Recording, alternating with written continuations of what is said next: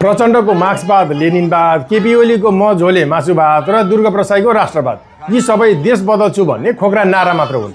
दुर्गा प्रसाई एउटा भिड बटुलेर रमाउन थालेका छन्। उनी आजकल समाधान भन्दा पनि समस्यामा रमाउन थालेका छन्। दुःख अस्ति भर्खरै केपी ओली विरुद्धको आन्दोलन आओ आओ गर्दै 5-7 जनाको ज्यान लिएर इन्डिया भागेका उनी अहिले फेरि राजा र हिन्दू राष्ट्र ल्याउँछु भनेर फेरि आओ आओ भन्दैछन्। हिजोसम्म कटु आलोचक रहेका व्यक्ति आज त्यही शक्ति केन्द्रसँग नजिकिनु संयोग होइन, स्वार्थको राजनीति हो। सिद्धान्तभन्दा सौदाबाजी ठुलो भएपछि विचारहरू केवल आवरण बन्छन्।